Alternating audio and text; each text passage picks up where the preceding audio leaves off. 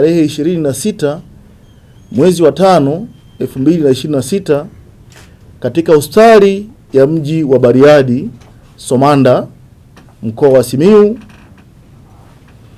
chama kilipokea taarifa za tukio siku moja baadaye, kwa maana ya kwamba ilikuwa ni tarehe 27 mwezi wa 5 2026, na kuanza kulifuatilia mwenendo wake kwa kushirikiana na viongozi wa tawi la mkoa wa Simiyu pamoja na mamlaka husika katika mkoa wa Simiyu. Kwanza tungependa sisi kama chama cha wauguzi Tanzania kwa maana ya TANA kuthibitisha kuwa tukio hilo kweli lilitokea kama lilivyokuwa limeripotiwa na vyombo vya habari na wadau mbalimbali wa sekta ya afya.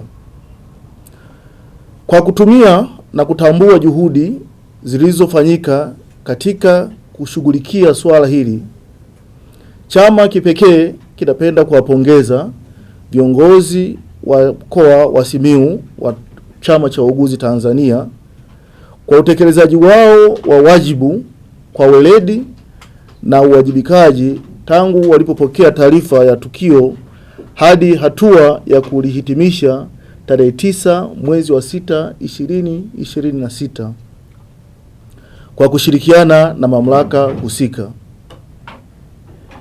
Pamoja na kwamba tuliona na tumesikia kwamba wahusika walifikia hatua ya kuombana msamaha, sisi kama chama cha wauguzi Tanzania tumeona ni muhimu kuweka wazi kwa umma na wanataaluma wote wa afya kuwa tukio hili ni kubwa zaidi ya mgogoro kati ya watu wawili. Kitendo hicho kilimdhalilisha muuguzi akiwa katika mazingira yake ya kazi. Vile vile kilikiuka utu wake na kilihatarisha usalama wake pamoja na usalama wa mgonjwa aliyekuwa anahudumiwa na wagonjwa waliokuwa karibu na tukio hilo. Na kwa kiwango kikubwa kiliathiri hadhi na heshima ya taaluma ya uuguzi.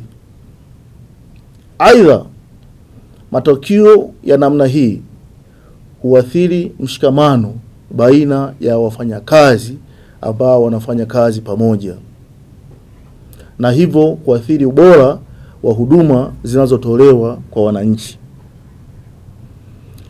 Chama kinapenda kuwakumbusha wananchi na watumishi wote wa afya kuwa kitendo cha kumpiga au kumshambulia mtumishi mwenzako katika eneo la kazi ni kosa la jinai.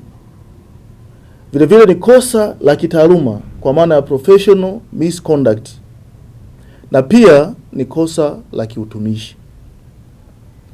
Kwa msingi huo, mtumishi yeyote anayebainika kutenda kosa la namna hiyo anapaswa kuchukulia hatua kwa mujibu wa sheria, kanuni na taratibu zilizowekwa bila kujali taaluma, cheo au nafasi aliyokuwa nayo mtumishi huyo. Chama cha wauguzi Tanzania kinaona kuwa matukio ya aina hii yanahitaji kushughulikiwa kwa wakati na kwa uwazi ili kuondoa taharuki miongoni mwa watumishi na kulinda mazingira bora ya kazi. Sababu haya mambo kama tukiwa hivyo leo tutasolve kwa ajili ya kwamba tumeona busara hiyo. Sisi kwanza tunapongeza jitihada zote zilizofanyika. Naomba ieleweke hivyo. Lakini tunataka sheria, kanuni, taratibu na miongozo iliyopo ndio itumike katika kulisolve hili swala. Na kama ulivyosema wewe mwenyewe hapo ndugu mwandishi, hili ni kosa la jinai. Na unaelewa maana ya jinai, si ndio?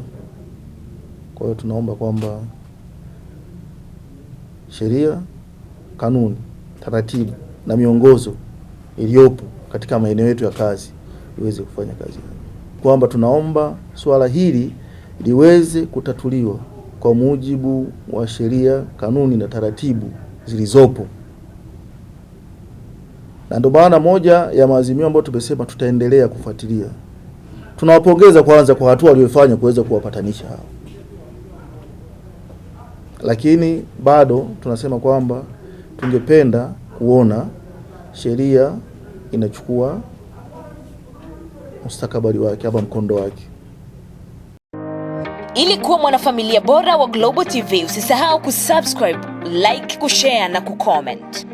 Baada ya kusubscribe, bonyeza alama ya kengele ili kupata taarifa kwa kila video inayopanda Global TV Online.